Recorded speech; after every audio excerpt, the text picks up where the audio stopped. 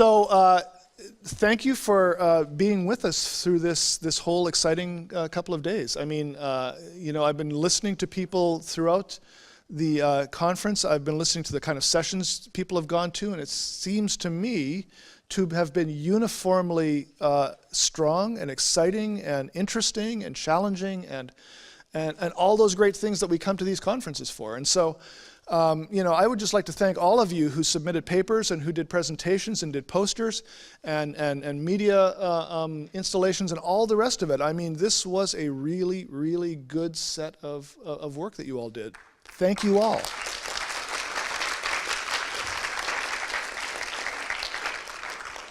I come to conferences to learn things, and I think I've learned a lot. And so that's really been great.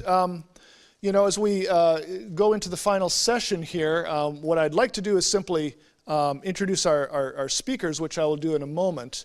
I am going to thank many of my staff, volunteers, co-planners, and all the rest of that after the session is over. And as you will see, it took a small army to pull this together. And so I am immensely grateful to all of them, and I will,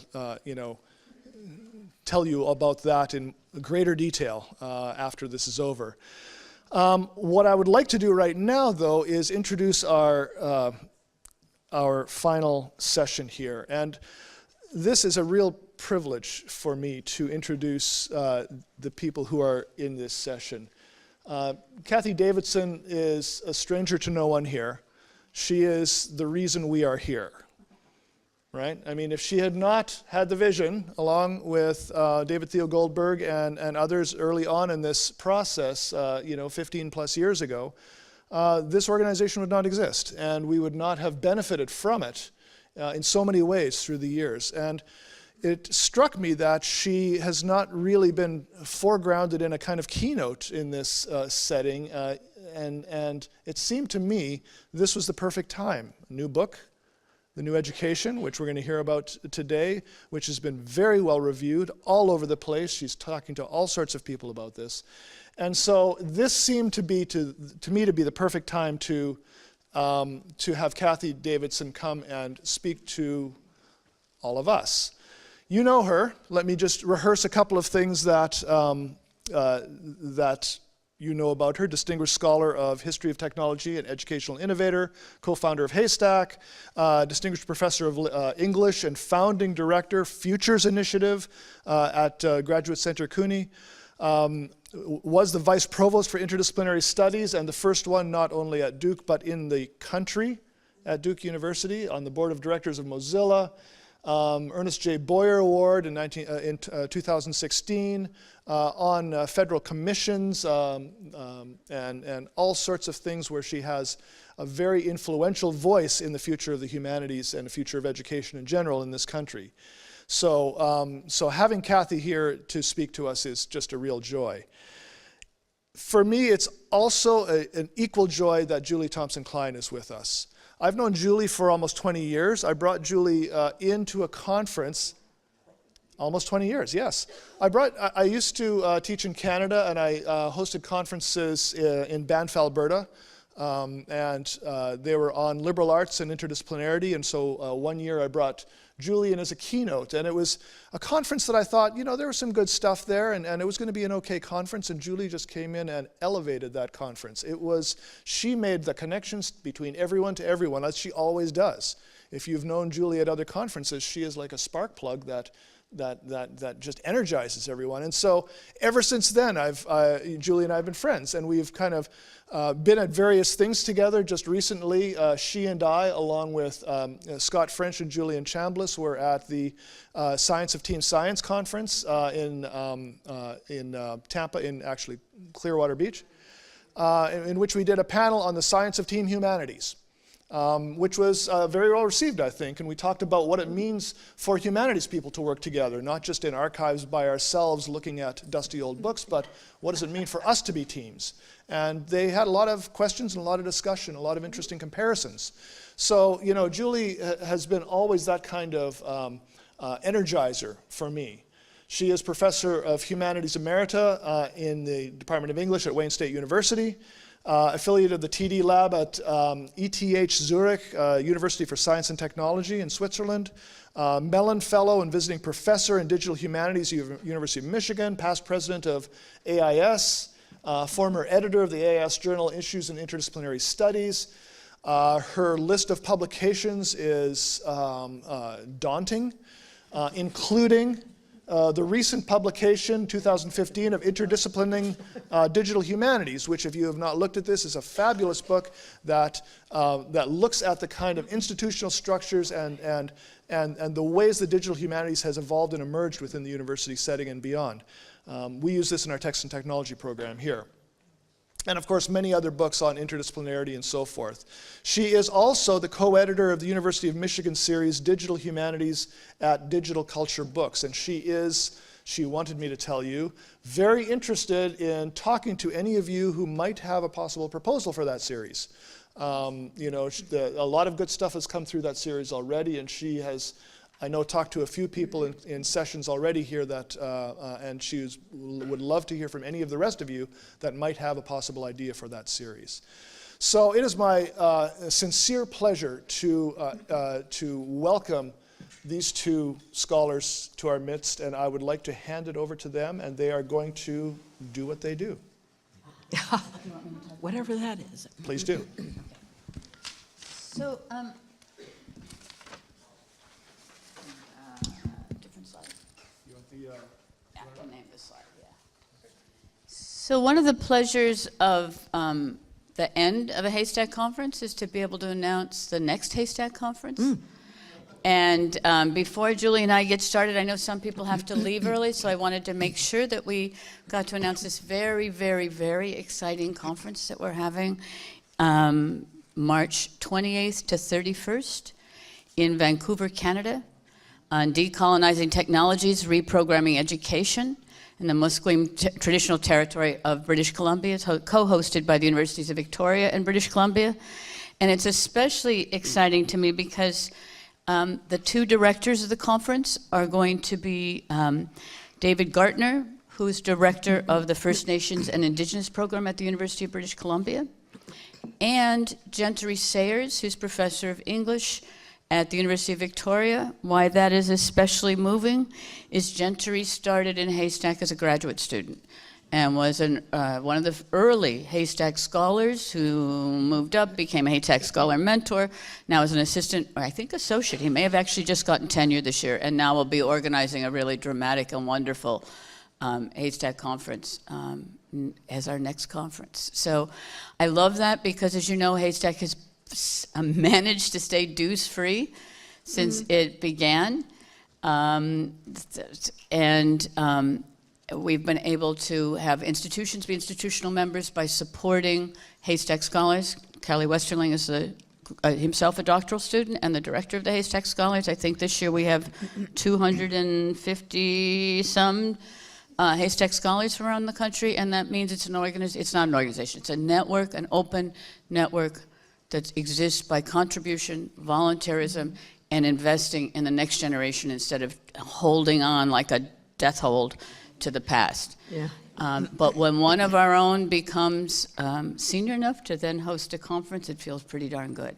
So I hope to see you all in British Columbia. I also wanted to say that I was originally going to give a keynote speech and with a PowerPoint, and when Julie was the person introducing me, I asked if she instead would turn this into a conversation. Not only is Julie somebody who has done all those amazing things, she's one of the heroes of HASTAC. The other part of investing in junior people and in graduate students and the future is there are a lot of crummy, awful senior people in academia. And it's really, really important when you have somebody like Julie, or I know Caitlin's in the audience, and Mo's in the audience, and Ann Balsamo's in the audience, and other people who are very senior in their professions, esteemed people, who still voluntarily make sure that HASTAC keeps running. We're now, as you know, the administration is half at the Graduate Center, CUNY, and half at Arizona State. Are any of the, Liz Grumbach from Arizona State. Jackie, I think, is, sorry, yeah. And Jackie Wernemont is the new co-director. So those are big institutional connections, but it doesn't work unless lots of people contribute. And Julie's one of our hidden superstars from the beginning. And so I'm really looking forward to the conversation we're having together. Also, you all have pencils that change color in your hands and note cards, and we're going to be doing an interactive thing with that at the end of our conversation. I am bequeathing Gentry Sayers the spirit of Irma. No. The spirit of Irma, not the reality of Irma. The disruptive, creative, chaotic force. I am just bringing up the slides for Cathy's session, and I am handing it over to Julie and Cathy. So, there are only 3 PowerPoint slides now, and they're evocative, besides the title slide. There's 2 others. They're evocative. First one. Yeah. Did it go? It'll reappear. There we go. This is an art installation by a recent MacArthur winner, the computer scientist and artist Trevor Paglen. It's called 4 Clouds, and I'm going to read his description. The 4 skyscrapes shown here are overlaid with strokes and lines that show what 4 different computer vision algorithms are seeing in the images. The algorithms are looking for unique key points, areas of interest, and are attempting to simplify the underlying photograph into a series of sections. The algorithms shown here are used in simplified object recognition contexts and in technologies such as art, guided missiles, autonomous surveillance systems, and 3D modeling. What I think this shows quite brilliantly is how we see is changed by the algorithms of our lives. I also think it's changed by our culture, the lens through which we see, and certainly by education and our role in education as educators is, sometimes for good, sometimes for ill, helping people see possibilities, or like these algorithms, sometimes screening out possibilities and filtering some of the most precious things that our students have to offer us. So one of the arguments in the new education is that we need a student-centered education that reverses many of the tendencies of 19th century education, which limit what we see, and for a specific historical reason. I won't say any more than that. And Julie, did you want to talk about the clouds? I just wanted to mention a thing. When Cathy proposed that we have a conversation, and we were trying to think about having a very minimalist approach to slides so that we could actually talk with each other and with everybody here, I thought that these were really wonderfully, you said they were evocative, wonderfully inviting, because the clouds invite us to think about how we see, how we imagine the world. And then did you want to show the next one? The next one is simply a pathway, because I think one of the best parts of education should be not only showing how we see, but to think about what we do.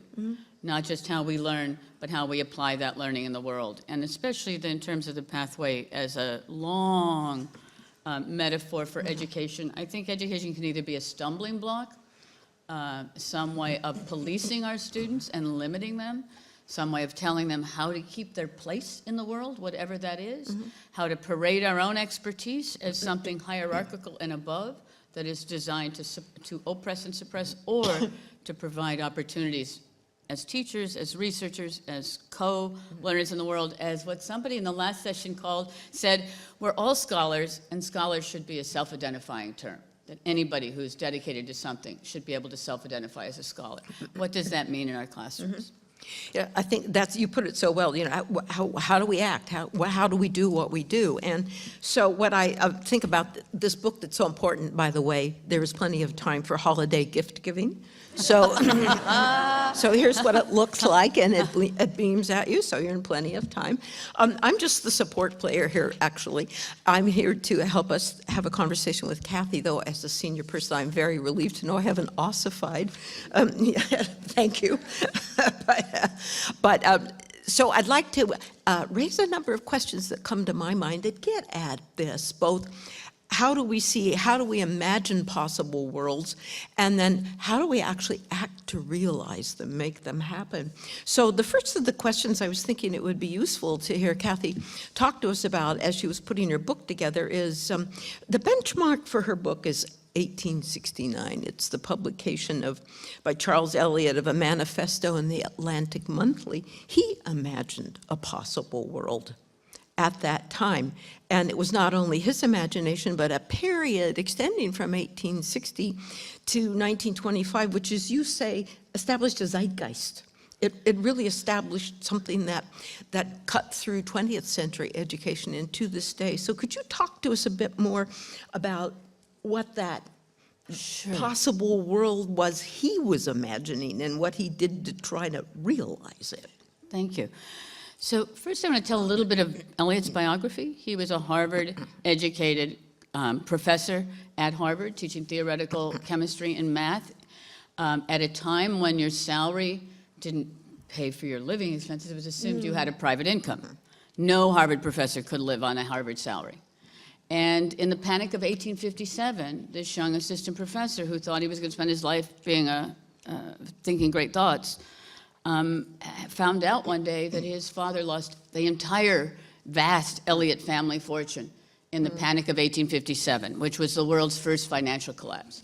The rest of the world blamed the collapse of 1857 on American bad education, that America was becoming very powerful as an innovator and technology spreader, a designer, very powerful financially, and had a terrible system of education, the Puritan college, where you had to know a lot about Thucydides to get in, and you knew a lot about Thucydides when you got out, and it prepared you to be, by design, a minister.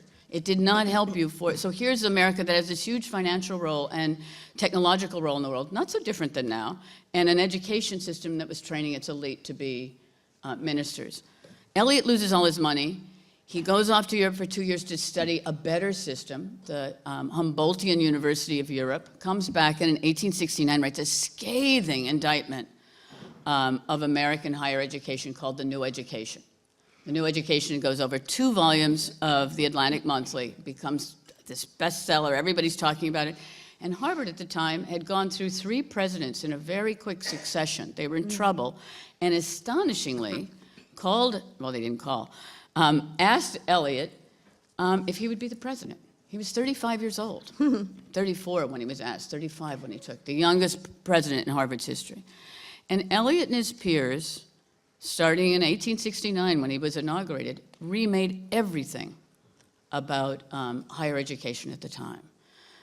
Everything from, these are things that are familiar to all of us, credit hours, grades, majors, minors, distribution requirements, merit exams. They adopted statistics. And metrics and output metrics for education. They adopted the idea of F for failure in a class. Before that, you passed, but you weren't a failure. They adopted ideas, they created society. They created the accreditation boards that judged what was happening at every school, including the new community colleges and the land-grant universities, by the standards set at Harvard. Right? So a wealthy institution for America's most elite was being used to set up colleges at my old university where I used to teach, Michigan State University, Penn State, land-grant universities all over the country, at the HBCUs, the historically black colleges and universities set up under Jim Crow, and at community colleges. So tremendous power all the way down of an infrastructure of change. At the same time, they also started creating things like the American Bar Association, the American Psychological Association, the Modern Language Association, the American Historical Association, the American Psychiatric Association. Also invented things like the concept of the adolescent, learning disabilities, giftedness. It's a whole repertoire of ideas that get catalyzed, identified, and talked about at that time period and are fully in place by about 1925. I use 1925 because that's the year the SATs get established. So not only do you have multiple choice exams, which were invented in 1914, but you have multiple choice entrance exams, and then finally the establishment of a scholastic Review Board, and then the SATs, a commercial for-profit company to administer exams for entering students. These are really new kinds of concepts that are happening at this time. And it's hard for us to see that because that's the world that's what we have. Right? People who say education hasn't changed in 2,000 years since Socrates walked around the academy know nothing about the history of higher education. Because in fact, this is a very deliberate, important change made not just by these key educators, but funded by the industrial philanthropists, otherwise known as the robber barons of the late 19th century. Why? Because one, they wanted to preserve an elite. Two, they wanted to educate a new professional managerial class, which was desperately needed for a new industrial age. All these new professions suddenly get codified, right? Before you became a lawyer by kind of going from high school to apprenticing to a lawyer, and there were law classes. There was nothing like a rigid formal review process that gets established then. Three, Eliot and his friends were incredible believers in racial supremacy. Eliot was obsessed with white Anglo-Saxon Protestants marrying Catholics or Jews, especially Italians, Jews, Eastern European, especially Poles, and Irish, and who did I leave that? Oh, and Jews, right? Yeah. The big theorists that they're interested in, Francis Galton, the inventor of modern statistics, the bell curve, standard deviation, a eugenicist who believed English aristocrats should be paid to reproduce, something that just came up this week in, was it the Minnesota legislator that's, or Wisconsin, that says rich white women should be paid to reproduce, we need more white people, and that poor people should be sterilized, right? Herbert Spencer, who becomes very influential as a social Darwinist and was one of the thinkers that was most influential, and Frederick Winslow Taylor, the great theorist of scientific labor reform. Very interested in quantifying the productivity of how much you're producing in a pig iron factory. Taylor was on his way to Harvard when he decided, like Mark Zuckerberg or Gates now, that industry was the place to be, and decided not to go to Harvard and entered a pig iron factory as a manager, and then became this theorist of the industrial age. His first academic job was at the first, one of the first freestanding academic business schools in America, the Tuck School of Business at Dartmouth, where his job was to take scientific labor management and translate it into scientific learning management. That's the world we have, created for, in higher education, created for a very specific time and place. The one thing Eliot does not change in the Puritan education system is the humanities, European, Greco-Roman foundational required course. He also invented electives. He and his peers invented electives. But everyone should be required to know the great books and the Greco-Roman tradition, ironically, so they can be pure Anglo-Saxons. I don't quite understand how we go from Rome to Anglo-Saxon, but the foundational idea that this is the Western tradition and it must be preserved. And that's a legacy and inheritance we all have now. In constructing that inheritance, I think your metaphor of the clouds really works well here, because it's what we see, and sometimes we don't see something because we're living in the midst of it. So an important part of your reconstruction of the 19th century zeitgeist here is to say that it's not just confined to the 19th century. So there are things you've presented us with that we recognize: credit hours, SATs, professional organizations, Fs. And so that's very helpful. You also, though, as you transport us into the 20th century, talk about a litany of ills, a litany of challenges we're facing today. So if he was imagining Eliot a possible world and his colleagues at the time, what are some of the imperatives, from that litany of ills that we're facing today, that reinforce, give us all the more sometimes alarming and certainly pressing needs that we need to respond to? I mean, you talk about a lot of things. You talk about the changing nature of work, but you also talk about a lot of negative trends that we're seeing today. Right, thank you. If you could elaborate on that. Yeah. So the positive part of looking at the history of the forms we've inherited is if Eliot and his peers could make all of those changes in the 19th century, if we want to, we can make changes now. They built structures that now need to be changed. I'm not sure it's harder to remake structures than to build them from scratch. Right? So I do think that we can change. Two, I think we've had the last 10 years of horrible reform movements. I think the superficial, crazy, technology will solve everything, it's gonna, right? There's a chapter in the book called Against Technophilia, and there's another one against technophobia. And I don't remember which one it's in. One of the chapters is about MOOCs and the promise of MOOCs. Thomas Friedman, the New York Times columnist, said, this is not only gonna bring down everybody's tuition, it's going to end world poverty, right? I mean, what insanity, right? He knows nothing about technology or learning, right? It's crazy. The other one that seems crazy to me and a challenge is the skills training, the focus on skills training. When everything we know, every industrial study we know, every other study we know about who advances in the world, it's not the person who has immediate skills. That helps you get a first job, but not even a first job now.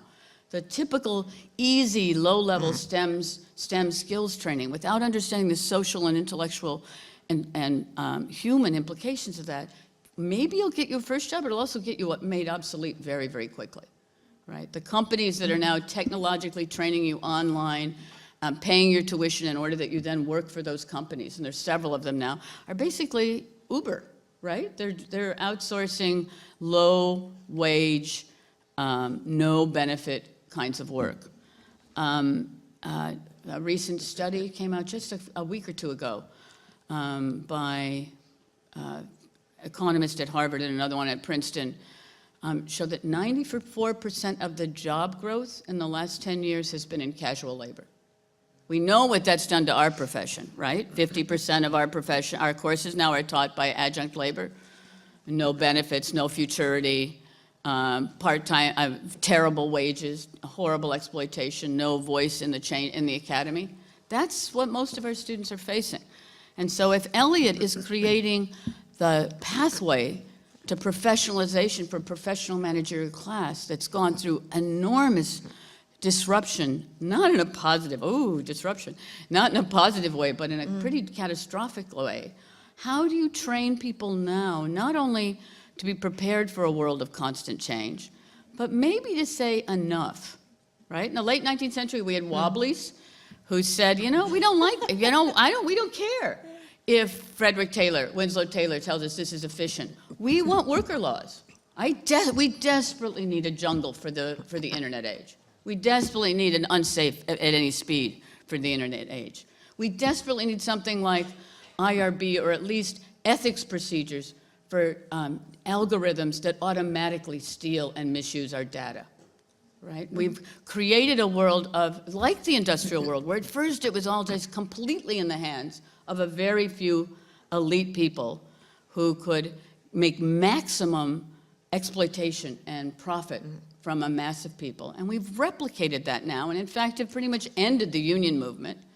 And we need some students, and all of us, students at any age, to be more aware of how these technologies work in our lives, what the benefits are, but also what safeguards there need to be. You can't sue the maker of software, right? There's no culpability for Facebook in the kinds of things that it is generating. There are 2 or 3 levels down, but on the level of the algorithm, not culpable,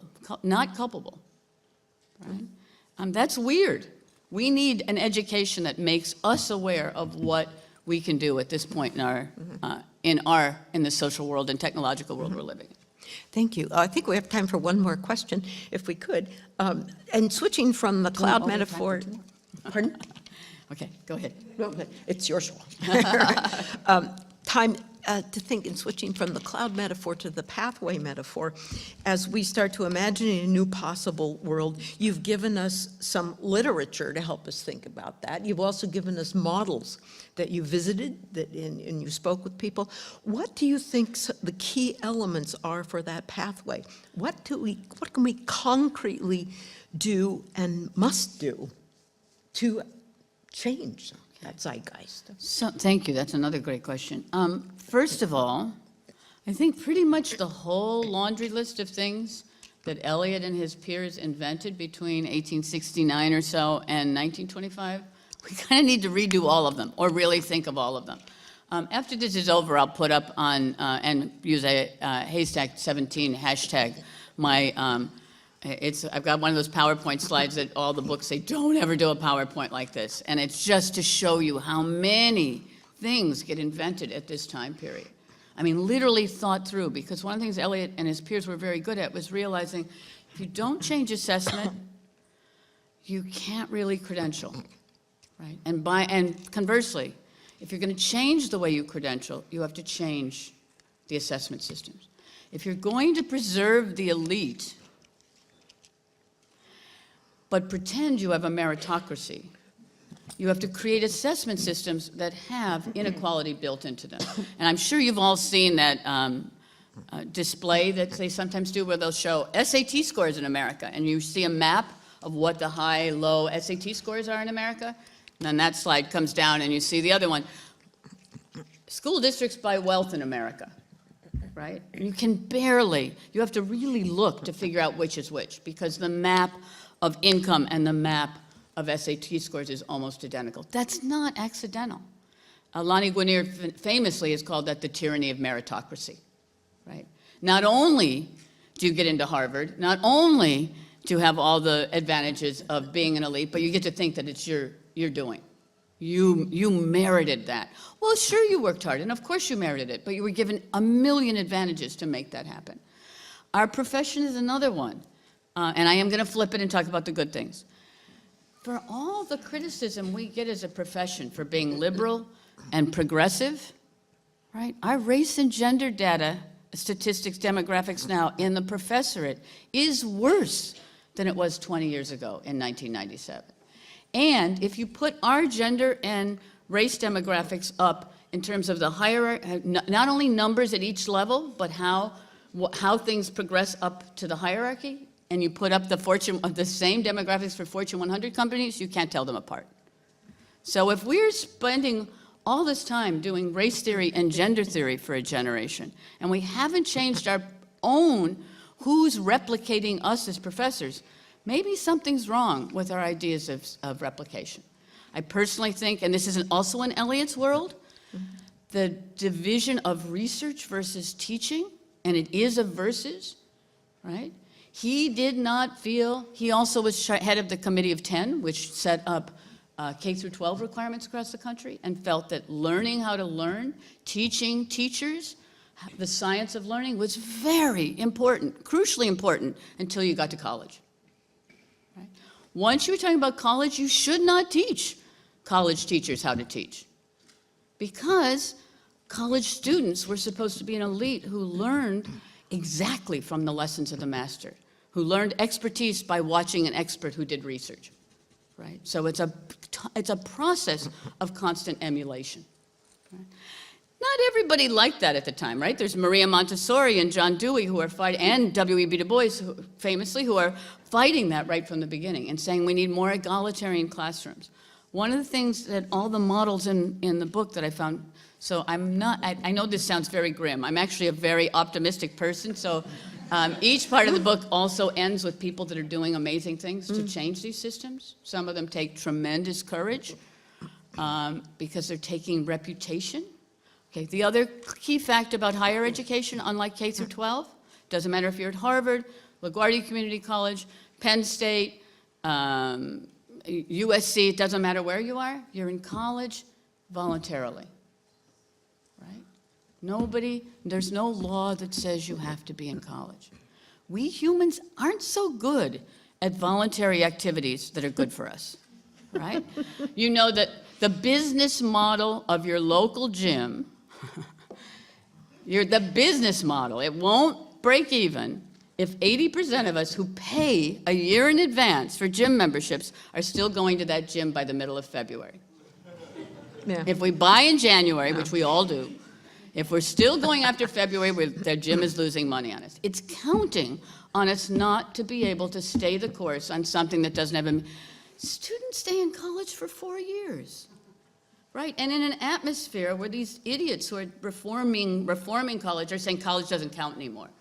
Wow, That's kind of astonishing, right?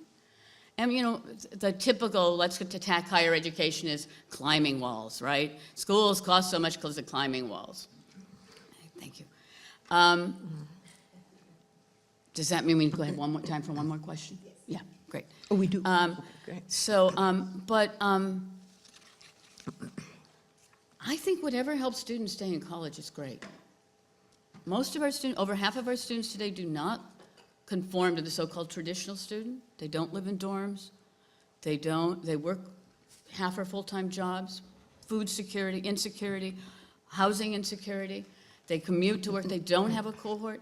And just this week, an amazing thing happened where the College Standards Board changed its evaluation of graduation. Before it used to, one of the rankings was the schools that have perfect graduation rates versus the ones who have terrible graduation rates. So community colleges looked awful, with no factoring in that Harvard, which has a 97% graduation rate, I taught at one of those schools, a wonderful school, like I taught at Duke for 25 years.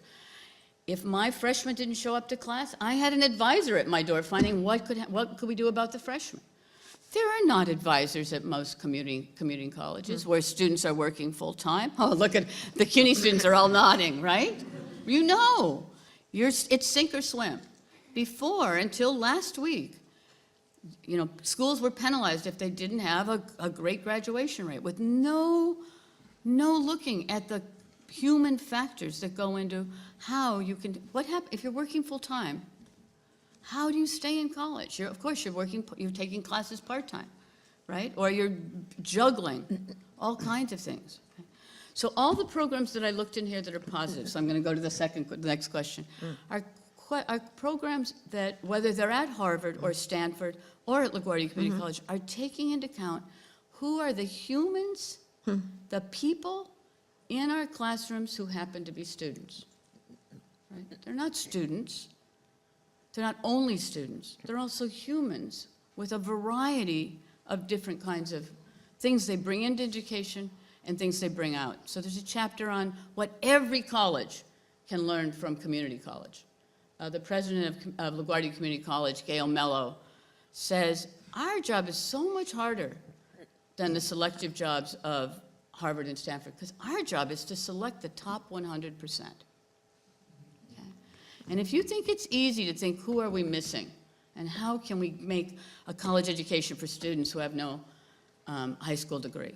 How can we make a college education for people getting out of prison? How can we make a college education for people who don't speak English as a first language? How do we make a college education for everybody so that they leave a better person than they came?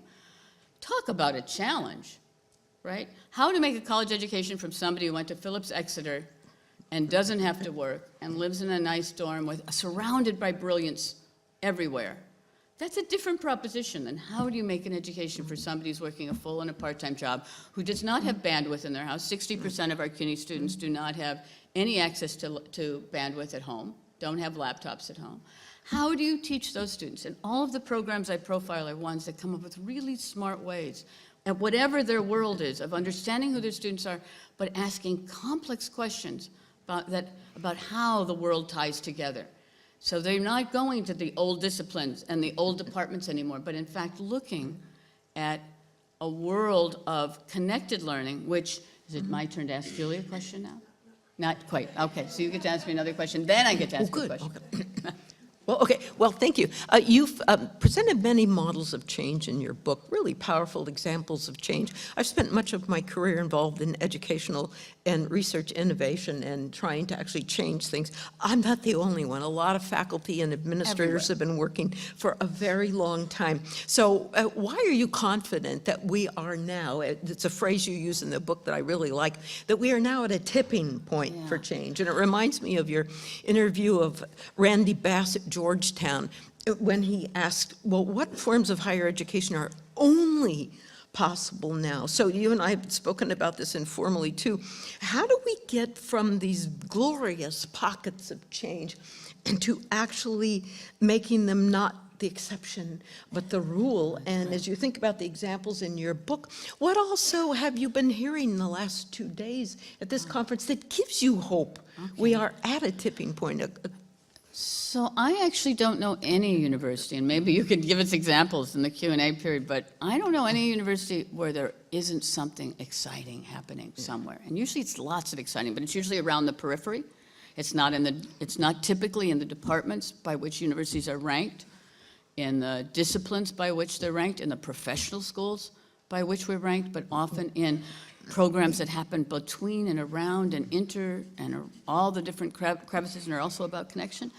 But one thing that's been, that made me hopeful in talking to people was how many people, I tried to give an example of like Midwestern, small school in STEM that's doing exciting things, liberal arts college in the South, that, so I'm trying to find models, but also I could have had thousands of models. And interestingly, since the book has come out, I now hear from minimum 4 or 5 people a day. And it could be the former 20-year assistant dean at Columbia who's leading the American Bar Association's transforming the legal profession, or the equivalent person from the American Medical Association, AMA, or the person from the Modern Language Association, or the history program, which has I'm forgetting the name of it. Yale History has just done pretty amazing things with its history degree, and it's part of 123 schools that AHA talk about, which is something like changing the discipline. But I think there's a will. I think the recent election has made people very, very aware that we have to take more control of technology and really think about what that is, that there's a kind of a citizens' empowerment at the same time that things are horrific at state governments all over. Many of the I'm from Chicago.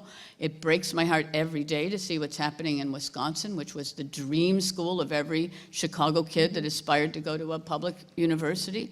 Illinois was as well, but it's upstate news anyway. It's a great, great university, and to see what's happening to that university is heartbreaking. But in some ways, uncouple. That is horrific. Full stop. Faculty are also more and more uniting and trying to think about other things that can be done and other ways we can be done. And I think there's a world of people out there that are thinking, if we don't do something now, we've got this political system down the tubes from now on, that we have to take political, social action.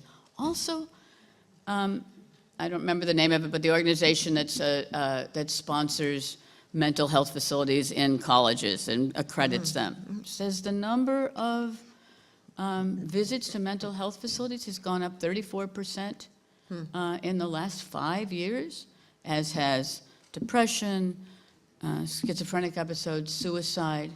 We're seeing that. We can't keep doing, I think the regime of testing for K through 12, and that we are the gatekeepers of, right? What college doesn't brag? Hampshire College is the only college I know that doesn't brag about its SAT scores, right? When Hampshire College got rid of the SATs and said we don't want to collect the data, that meant they could no longer be ranked.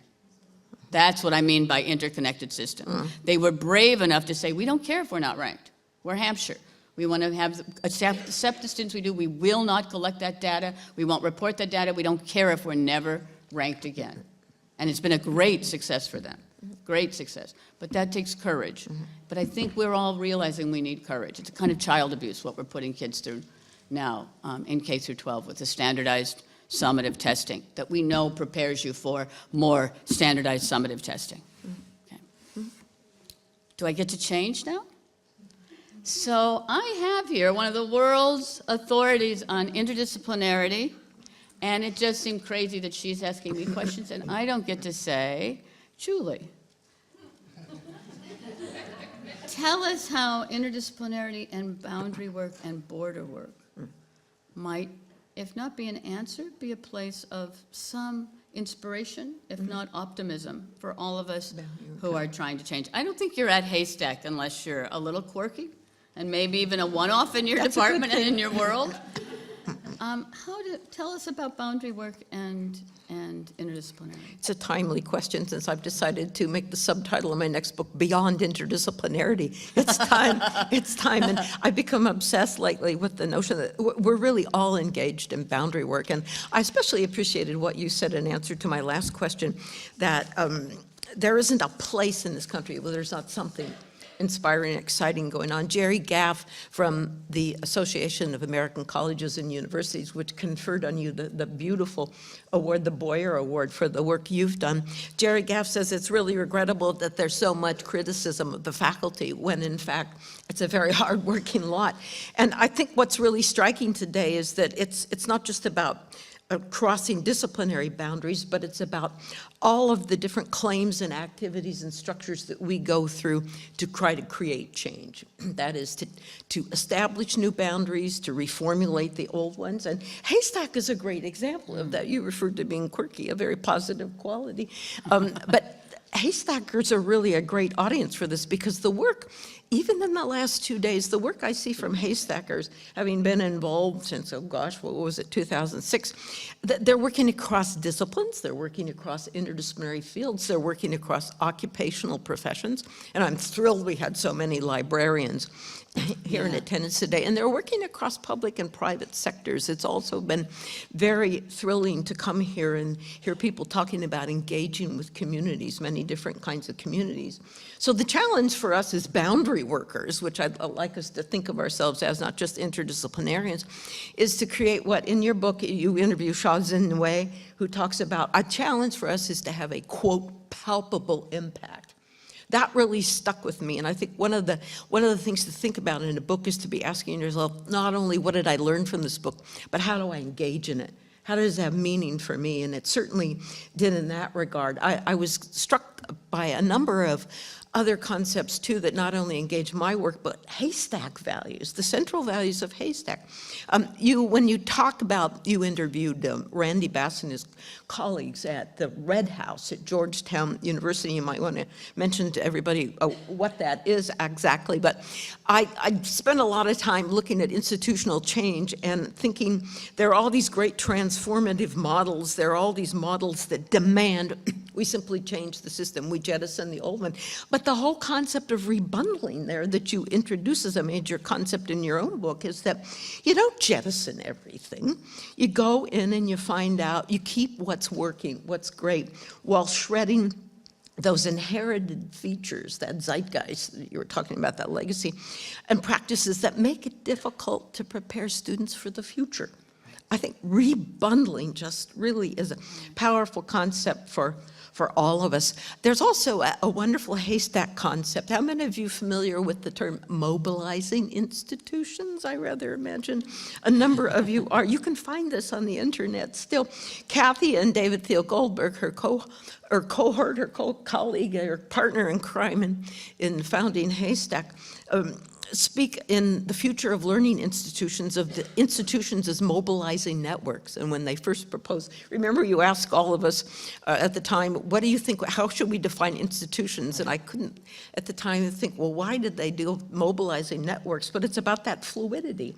It's about making change. And so the kinds of traits that you identified for making future institutions mobilizing, not static, are very much like the kinds of things you talk about in your book. So those key traits for the future of learning institutions are, you decenter pedagogy, you make horizontal structures, you concentrate on connective credibility.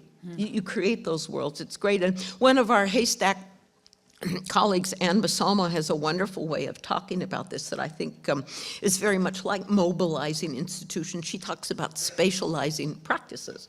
So when she talks about that, she goes to Descartes and borrows his distinction between place. A place is an institution such as a university or a school, but we create change by spatializing practices. So space is not static. It's a way of creating a practice place. So we remake that. And I think also extremely powerful concept in HASTAC. When I was looking around to see how people were starting to work in HASTAC, you and Fiona Barnett and some others were talking about how, well, our way of working together is collaboration by difference. And this really stuck with me because I work with the Science of Team Science Network and with transdisciplinary networks in Europe that are doing collaborative research. And it's not thinking about conflict collaboration as conflict, but it's thinking about it as a diversity that enriches. So to me, it resonates with a lot of what I've been thinking going further to the next step. So those stuck out in my mind, the notion of we create palpable impact, not by throwing out the baby with the bathwater, not by just jettisoning the whole system. That there are days we wish we could, but that's not going to that's not going to create the kind of rebundling that is really rich. We don't throw out everything, and then we mobilize. We spatialize. We don't just stay in a static place. And then we do it together, but we do it in respect. So if maybe in addition to just mentioning to everybody what the Red House is, if you had any thoughts about how those stuck with me, but it is, let's all think about how does this, as we go home after reading the book, what does it mean for my work, your work?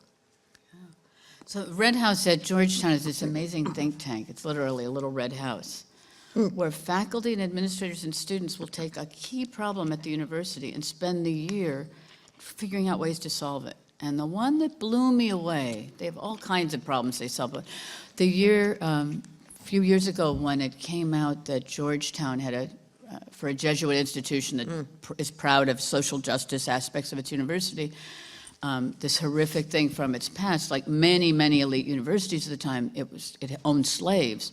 But at one point in its history, when Georgetown was about to go bankrupt, it sold its own slaves into the worst kind of slavery in the deep, deep South, splitting up families. It was controversial at the time. We often think these things weren't controversial in 1832. It was totally controversial, and in fact, the president was removed from his job. He was threatened with excommunication. But somehow in the history of Georgetown, there's now a building named after the two people that were responsible for this, et cetera, and the students were demanding, rightly, that there be some kind of reparation. And the Red House said, okay, instead of it being a top-down solution, we want our students to help us grapple with what can happen here. Those two dorms are now named after two of the slaves who had been sold, who became heroic and were involved in slave rebellions and actually went on to, after abolition, went on to other kinds of careers. But there were many other things that were thought through at the university level with students taking a responsible spearheading role, working with faculty and learning. So what they also were learning is what is possible and what isn't possible with an institution. So they're not just learning an idea, but how you take a theory and a critique. God, we're so poor at this. We're poor at this in the world, and we're poor at this as thinkers. How you take critique and actually turn that into actionable, doable things that you can do in life. What the great theorist Donna Haraway calls staying with the trouble. Right? Not optimism, not pessimism, not pure theory, not just radicalism, but sticking with the trouble and making something work from that trouble, making something happen out of what is troubled, admitting it's troubled, admitting it's a problem, and making something work.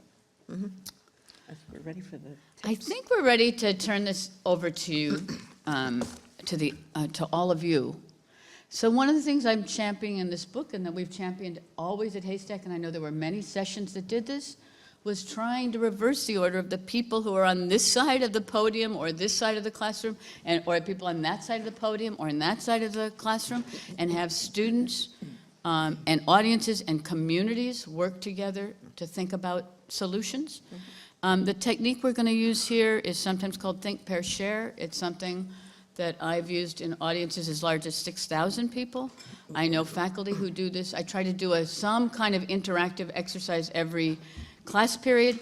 I often do it with this technology of machine-made paper and this technology of a machine-made pencil, both because connectivity is horrible at CUNY, but also because it's not really about the tools and the pipes, it's about learning to interact together. Also, if students write something down on a card first and read it, the shyest students, students with cognitive differences, and if you ask everybody to respond, you don't replicate the gender and racial, we've got lots of data on this, the gender and racial hierarchies that tend to get not only replicated in a classroom, but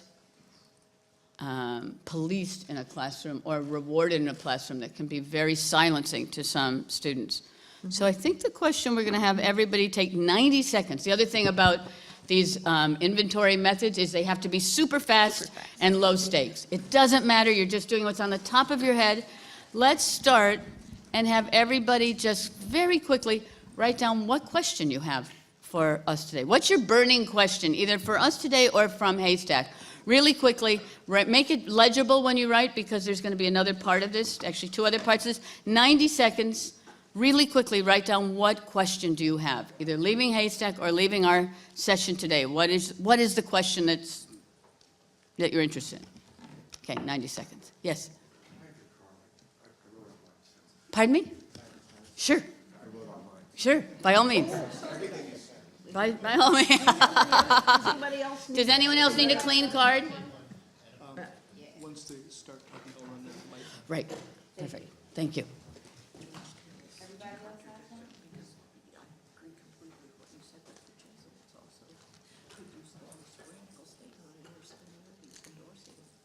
On who? Really? On fighting it or endorsing it? Oh, fantastic.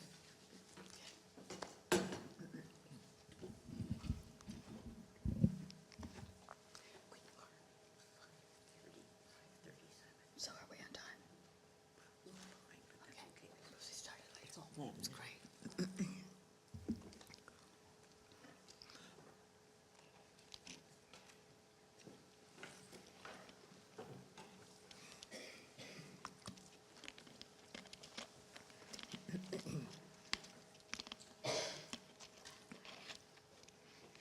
Is it 90 seconds?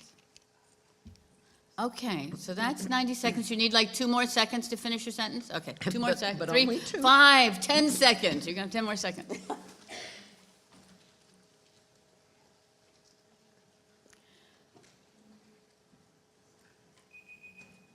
Woo. Wow. Woo, okay. time. So if you're doing this as a formal think, pair, share method, that's the think part, where you actually have people think of something really quickly.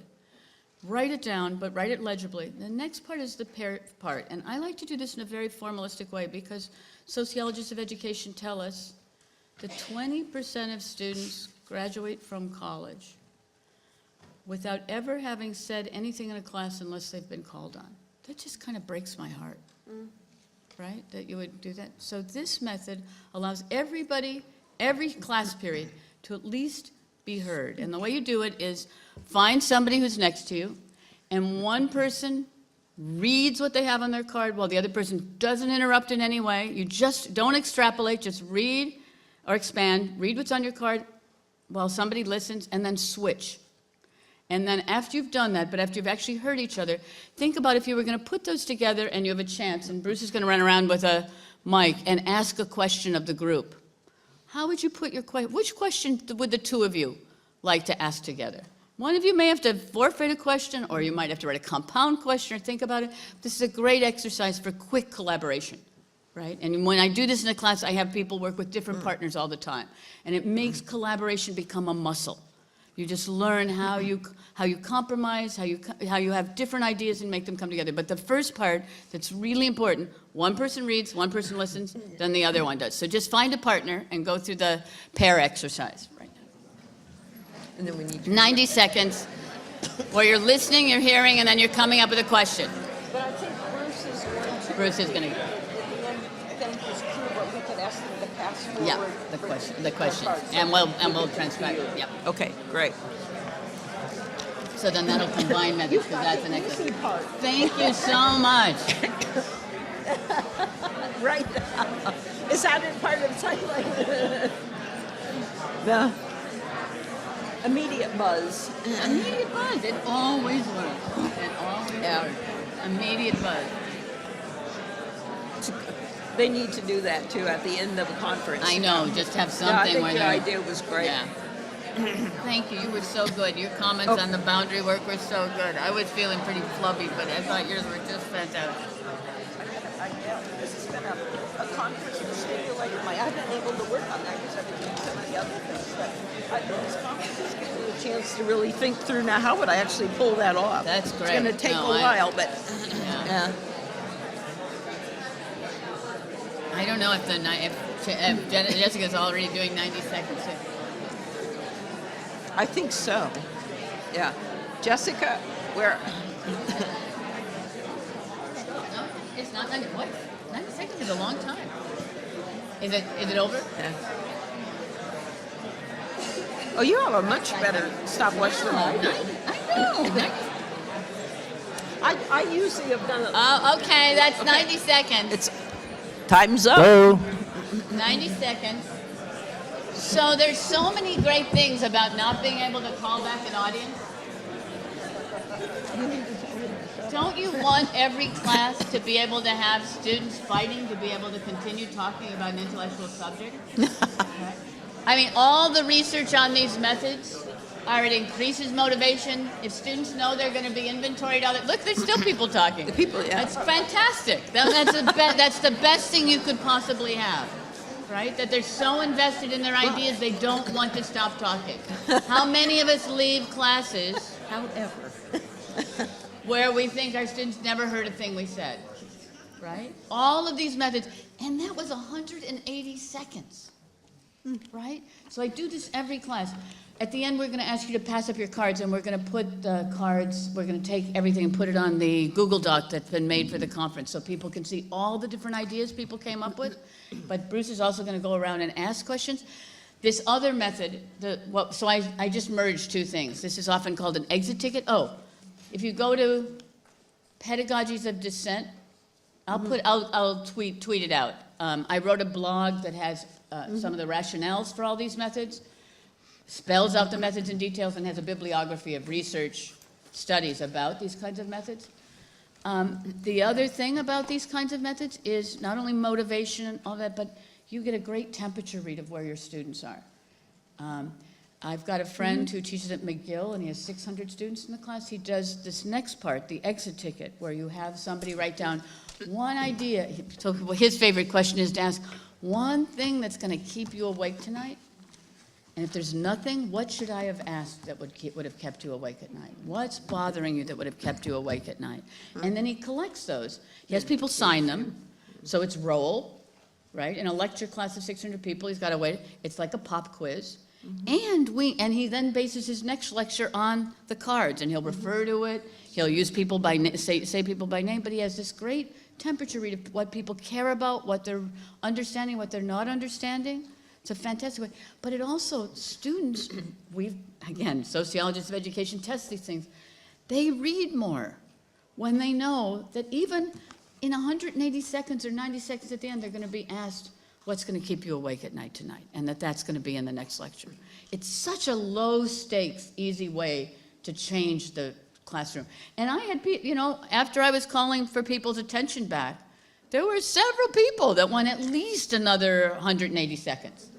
Right? You want that, right? Don't you want your students fighting for their intellectual life like that? That's an amazing thing. It works. It will never not work. Right? That's the other amazing thing. It never doesn't work. It's the other one of my students taught me last time is an entry ticket, where she has students come in. I didn't invent a single one of these techniques. I stole them from much smarter people than me. Some of them go all the way back to the Wobblies or to the early civil rights movement or to Erica Huggins, who is the educational theorist for the Black Panthers, who was also a Montessori teacher and was bringing in things from progressive education into social action groups. The entry ticket that I learned from my student is have students come in and copy out one sentence that they're going to read to the class that they were either excited by, hated, or just somehow confused by in the reading from the night before. And there's something about the act, for shy people especially, and for people with cognitive disabilities, writing it out and then reading it. People who are terrified to talk will talk if they're reading off a card. It also controls who talks too much, because it's hard to be an introvert and it's hard to be an extrovert, right? Those are both roles, social roles, right? So having that little control helps. So what Bruce is going to do is go around and ask people you can raise hands in this situation or whatever, but try to just read off the card and see what that's like to have somebody just read something that's scripted like that. It's very powerful. Hello. Okay, I have a question. It's what methods or new practices can be implemented to tip the scale of higher education so that it is more inclusive or so that there are more advantages for the underprivileged? So we can both answer these. Needless to say, the first one is free tuition, more scholarship funds for people. I'm actually not a huge fan of free tuition unless it's really free tuition and supplements for those who, for whom tuition isn't the biggest issue. It's how you live while you're going to college. You know, it's everything else. So that would be a number one. Changing our obsession with standardized testing is another for who gets into college and how you get into college. Test scores are so prejudicial, and there's so much based on the kind of preparation you have for those tests. I'd get rid of, I'm a math geek. I was a math geek my whole life. It's a weird thing that I ended up going into the humanities, but I think that we should get rid of algebra as a requirement. There are many phenomenally important kinds of mathematics that take a mathematical skill, real skill, everything from statistics to other forms of math literacy. But algebra is the number one reason why students don't graduate from high school, and it's the number one reason why students don't, after food insecurity and housing insecurity, don't graduate from college, right? So I think we have to come up with, and I know so many brilliant technology. I'm on the board of Mozilla. Half of my friends on the Mozilla board are, they invented the internet and they didn't pass algebra. So there's, so those are three good basic places to start. There are many others, but those are three I would start. Finances, entrance exams, and requirements that really are legacy requirements that don't make sense. I just add that at the back of the book, there are two sections. The book now in its third printing, so be sure to order quickly. There are now new copies for ordering. There are two sections that I find, what's interesting about this book is it analyzes a number of complex ideas, but it also has a lot of concrete tips. So there are two sections there, 10 tips for getting the most out of your college experience, which is great to share with students, but also 10 tips for transferring any classroom in order to create an active student-centered learning. And that can happen in any context. I'm thinking also of one of the things you recommend is teaching students to understand the complexity of the world they live in. That can happen in any subject, in any discipline, in any class. So it's not that it can only happen in some circumstances. Also, you talk about teaching students to use their devices, mindful of the human and the social dimensions of technology, because they're all using, there's a widespread use of the devices. And then also just taking a qualitative approach to data. So, but I especially recommend that. I've shared this with some former students and with colleagues, the 10 tips for transforming any classroom. So those are great practical ideas. We're all looking for ways to get it going. And what's so great is that they're so applicable in such a broad range of contexts, so doable. Yeah, I'm Barry Maurer, also at UCF. I'm at UCF here. The question is, how do we deal with a student population that is largely delusional? Do we need cult deprogramming? And by Wait, how do we deal with what? Say it again. a student population that is largely delusional, do we need cult deprogramming? And by delusional, I mean... You mean like deluded? Yes. Yes, so by delusional, I mean they have beliefs held with conviction in the face of overwhelming evidence to the contrary. So many of our students, for example, here in Florida believe that the Civil War was not fought over slavery, and it's almost impossible to teach them otherwise. That's a great question. So, yeah. I never try to undelude students, never. But I set them challenges. So when I used to teach, for many years I taught the period from 1865 to 1915. And I would have students do projects on the Statue of Liberty. And I'd have them do class presentations on the Statue of Liberty. And then I'd have them do projects where they would look at newspapers from the 5-year period before and after the Statue of Liberty. And I wouldn't tell them what to look for. I would just say, go look at the same papers and find out what else is happening. And they were shocked at the Chinese Exclusion Acts that are being passed at the exact same time as the Statue of Liberty, saying, bring me your tired. And I'd say, let's talk about that, right? So I think the way you undelude students is the more you talk to them, the more deluded they're going to become, because then you're setting yourself as a binary. You're setting up as the person who's telling them that they're wrong. But if you send students out and make certain kinds of requirements for what counts as a source, And if they don't believe the sources, then make it imperative on them to argue against the sources. I think they often surprise you on what they come up with. I mean, this is what Freire and every progressive educator from, Montessori and Dewey on, and Du Bois on, call scaffolding. You scaffold a situation where they have to confront things that may not be true. So, and you keep asking the why question. How does that fit together? How does that fit? Go do some more research on that. So you make every student a researcher of their own delusions, right? But you don't call them delusions. That's a setup. Exactly. Right? But if you're hearing delusions occur over and over again, we live in a pretty deluded country right now. Sorry, right? It's not kids, right? We didn't inherit. These young people did not make the world that we've given them, right? Why is tuition so high? Because a lot of middle-class people decided for many, many years that they didn't want to pay taxes and voted in people that were going to cut their taxes. Well, then you've got Colorado now, University of Colorado, and it gets 3% of its revenue from the state of Colorado. It wasn't young people that did that. It wasn't young people that sold out the American dream from the GI Bill to the Great Society that made the educational system. It wasn't young people that made the polar ice caps melt. If they're delusional, maybe they're delusional because they've inherited a pretty crappy world. And that's our fault. So the book is...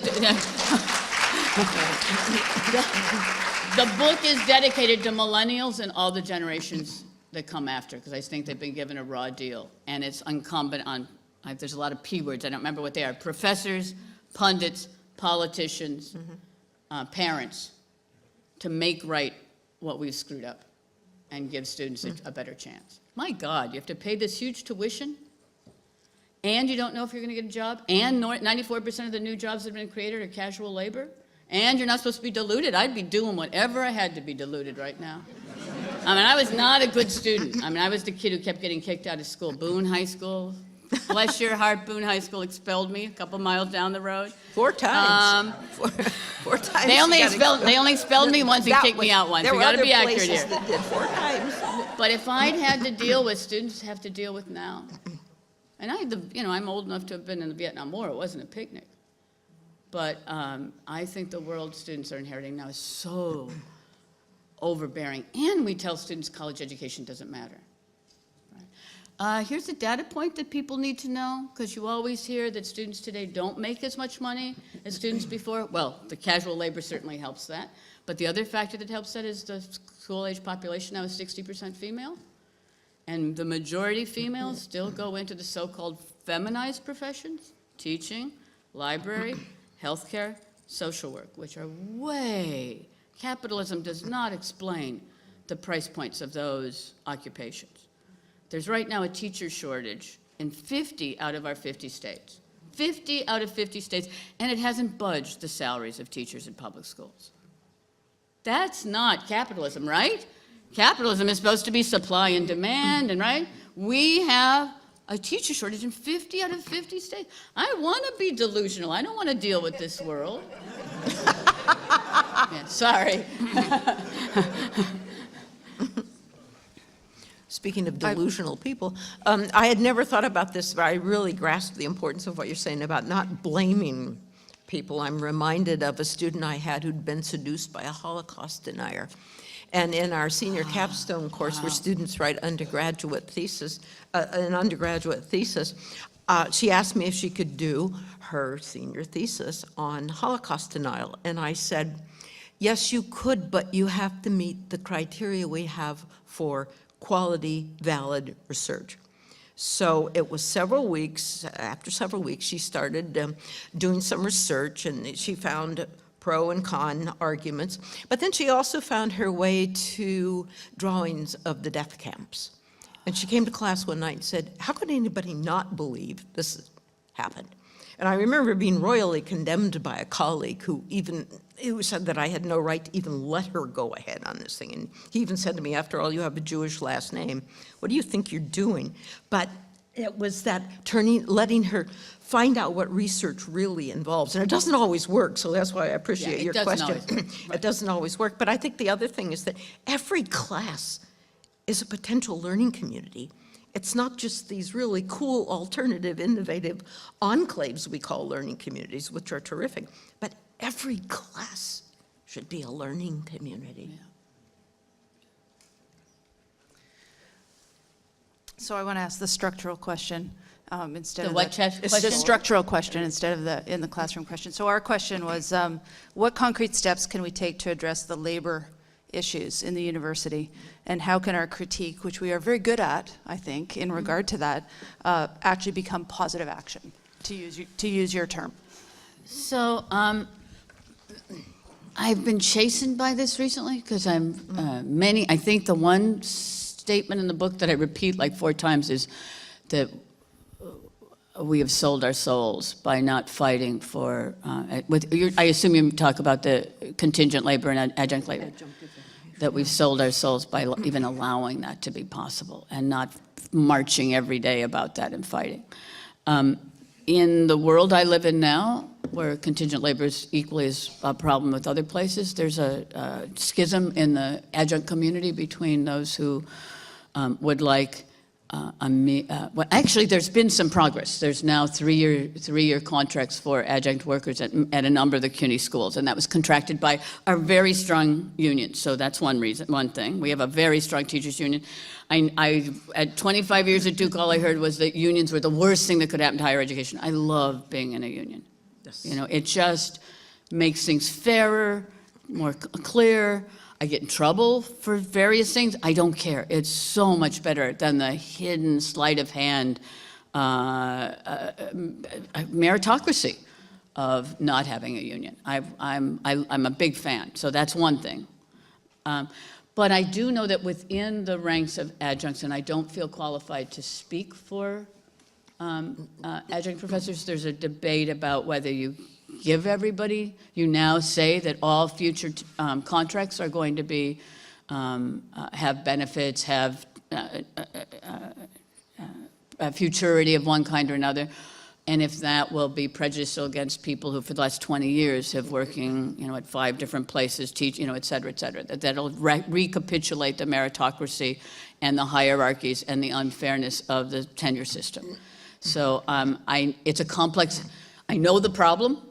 I know one of the solutions to the problem is collective action. I also know that the action that's being, some Canadian scholars recently asked me to come down on to support them, and I just felt like I understand the complexities of the issues enough in the solution side, and I don't have a solution myself. I don't know what to do, but you know, how you address the problem of somebody who for 20 years has been an adjunct. And now if you make the systems fair, they're the people that don't have publications, of course, that, you know, that are the most fragile, and they're going to be screwed again. So, and if you grandfather all those people in and give them tenure, the numbers don't work out, and it means you don't hire anybody in the future. So that's the catch-22. That's a real situation. And in my world, I don't know if that's true in other universities right now, that's a battleground where there's really it's a sad thing because it's dividing adjuncts and people who are contingent labor against other people with different interests and different life circumstances that have led to being in contingent labor. Exactly, Pardon me? yeah. I said exactly. Yeah. Of course. Right. Yeah. Right. Yeah. Yeah. I'm glad you raised this. I despair over this one, but I have seen 2 things happen, not just on my campus, but elsewhere. The turning of the adjunctification of faculty into dignified labor. Full-time instructorships is one innovation that's going on, giving people who've been spending their careers investing in an institution, giving them full-time jobs. It's not in part of the tenure track system, which is a problem, but it comes with benefits, and it can, in some institutions, create extended employment. I think that's one positive sign, and I do agree about unionization. I come from a campus where the AAUP had a strong partnership with the UAW. I still have my UAW picket sign behind my office door at home. So these kinds of, there's a movement towards a pressure, and it's keeping that pressure on, but you're right, we have a responsibility to be part of that pressure. Right, definitely. Not just in our privileged positions. There is a group of adjunct professors that are trying to fight against tenure and think that that'll put the pressure on. I just think in the world we live in now, wow, that's like, you know, there's such a fragile hold on academic freedom as it is, that's like one of those things where you give something up thinking, if you give up the only thing you have, you're going to get something better, and then you end up with even less than you had. You know, that seems like a really wrong way to go. Even though I have so many problems with the tenure system, that would be another thing. Another Eliot thing, tenure didn't exist before Charles Eliot. It was another one. Nor did sabbaticals, nor did pensions, faculty pensions, nor did living wages for faculty, all of those things as well. Yeah, so should we leave it, did you want to end at 6 or do you want to go a little longer? Your call. For like maybe one more. Okay. Maybe this side of the room is underrepresented? Oh, there's You one. choose your job, Bruce. So we have a combined question. It's how do students make a difference when so many of the solutions actually silence us or selectively identify who can represent us in the conversations? Say it again. Yeah. So how do students make a difference when so many of the solutions that are given to us actually silence us and are selectively identifying those who can represent us in the conversations? Could you hear it all? I'm sorry, I didn't get the last The- part. I There's apologize. a blur, you're in a place where there's a kind of a dead space, so, I've got a teacher voice. I can do this. okay, it's better without the mic, yeah, it is. How do students make a difference when so many of the solutions actually silence us or they selectively identify who can represent us in the conversations? Well, the inventory methods that we're using in this room are old social activist methods. So I do think making sure that everybody has a voice is part of this. Do you have specific solutions in mind that you're thinking of that silence students? Well, we are students. Yes. So basically, when we go to speak out, and even, for example, I teach 4th grade, my institution, if I say something, I am then ostracized. So By faculty or students? by faculty, by the district, as a teacher, we lose our voice. As a student, Oh, are you in public school? Do you teach? Yes, okay. but even as students in an institution, there are those who speak for us, and there are those who are students to speak for us instead of looking at our voices. So how do we make a difference? Yes, okay. So this is a hard one, and especially if you're a public school teacher, because I know in some places, the HASTAC administered the digital media learning competition for 9 years, which was a K through 12. Not only, but much emphasis on K through 12. So I work a lot with teachers, and it just astonishes me how the crap that public school teachers have to deal with these days. I mean, it's terrible. It's inexcusable. Inexcusable. I do think there are ways of organizing before you go public that can be effective, but it often requires finding the people who have a little more power than you do, who are listening and sympathetic to what you do, and doing a lot of covert organizing about strategy, practice, how you're going to voice things, and consequences before you actually go forth. And I think that's true of any kind of organizing. When Tressie McMillan Cottom was saying that she was like me, she was sure that Trump was going to win the election and wanted to go to a Trump rally. But she wasn't stupid enough to go to a Trump rally as an African American, so went with a cadre of white people, and they had a plan for what would happen if they were attacked. They actually had, I think we all need exit plans right now. You know, we all need a plan B, and we need colleagues who have more power and more strength than us, who are willing to realize that we have something to offer too, and therefore willing to make coalitions to make solutions. But it takes a lot of organizing. I'm not going to, whitewash is a good word. I'm not going to whitewash that. It takes a lot of organizing and pre-planning before you become public, and making sure you've got you're watching your back. And if somebody tells you it's legal to walk on the street with a beer in America, last night I was with her. 2 Canadian friends who had a beer and who wanted to go out to the bus, and I said, "Oh, it's America. You can walk with a beer, I'm sure." That's just a Canadian law, and I just about got us all thrown in jail. Don't hang out with those people. Make sure you're with people who know the laws, know the rules, know what you can do and what you can't do. Or only People in New you can Orleans. trust and who are sane and civilized people. But I mean, I actually think there's a moral to that story. Don't trust me about alcohol since I don't drink. Actually, that's the moral of the story. Don't trust somebody who doesn't drink to tell you rules about alcohol. That's your solution. Sorry. We need to The wrap end of it the up, conference. but I think just to put it in another, thank you so much. I respect so much the work that you're doing. I think there's also another answer at the level of the individual classroom. I never teach a course where I don't end it, and this is sometimes very challenging, and I fail at times. Never let a student leave a course without having a discussion in the classroom about what's the relevance of what we just did? What value did it have in your life? And if it didn't, how can we think together about how it might? How will it actually shape your next step, whether at any age? If you're headed out of an institution of higher learning, how will it shape your choice of careers? How will you articulate what you were doing here? We do an often very poor job of teaching people to articulate the value of what they learned. So just, I know we're running on, but. You're fine. No, The idea of student-centered learning versus credential-centered learning. Yeah. Credential-centered learning is what you do to get to graduation. Student-centered learning is how that graduation allows you, prepares you for the rest of your life. And that was a beautiful way you said that, Julie. Thank you, exactly. That's great. Can we please thank our wonderful panelists?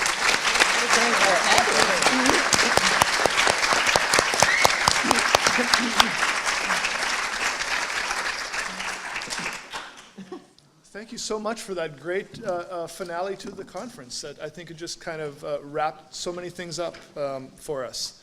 So we are almost at the end here. So just a couple of things that we still need to take care of. Let me go through my, here we go, we did that. So a couple of things I'd like to mention. Number one, after this session is finished, we will have a book signing. The book store people should be back there. You can buy Cathy's book and she will sign it for you. She may even make recommendations on what you should do with alcohol in the signing. I don't know. She will sign it however she sees fit. So that will happen right after we're done here.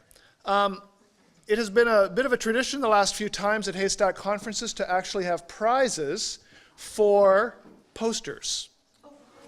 Yeah, you didn't know this, did you? Or did it again? And this time we decided to actually break into two sections, the paper posters and the digital posters, because our estimable judges convinced us that this is really just like, comparing apples to Cadillacs or something like that, just like totally different animals. And so that's what we're going to do. What we did here was to choose the top three. We didn't choose first, second, and third. We chose the top three of each of those categories, and each of those people will receive a certificate and $100. Yeah, groovy. So let me, without further ado, announce the recipients of the first group of prizes. That is Alexander Sandrowski, Dallas Little, and David Neville and Sarah Purcell for their paper posters. Congratulations.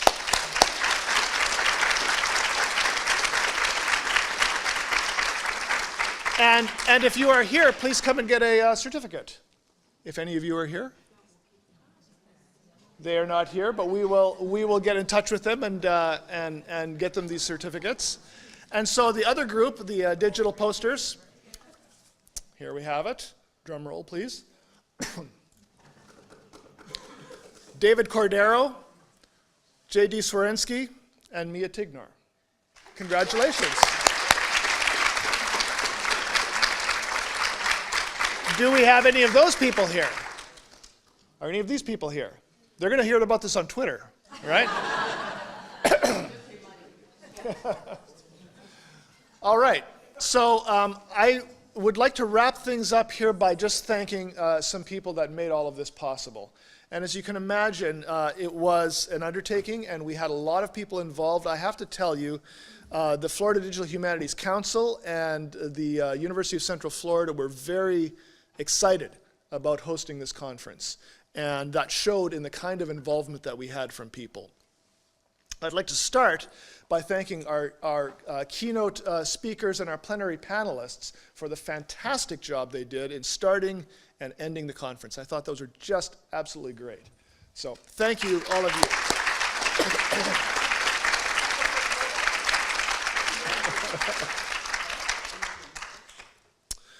I would like to thank the organizing committees. We had several committees. We had a program committee with the people that you see here. We had a marketing and promotion committee. We had a budget committee. You always have to have a budget committee. We had a delegate experience committee. We're in the land of Disney, and so we call things, delegate experience. That's the kind of terms we use here. And I would like to make a special thank you to, let me put it this way. The first decision I made in this conference was the best one. And that was to ask Amy Giroux to be the managing director. Amy, please stand.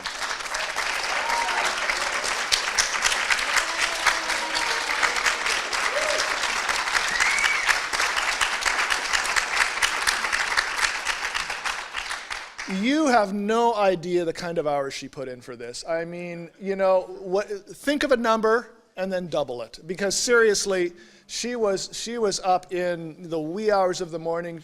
Amy and I share certain things in common. We're both obsessive, detail people in some ways, and so, even though there were several details that I'm sure some of you noticed in this conference that did not come off perfectly, we admit that. We obsessed over every last one of these, and especially after Irma paid us a visit, and we had to kind of rejig the entire thing and re-detail the entire thing. Amy just put in the kind of work that was just absolutely amazing. And so it's very hard finding that kind of quality, the kind of professionalism that she put to us. But thank you so much publicly, Amy. You were absolutely amazing in this.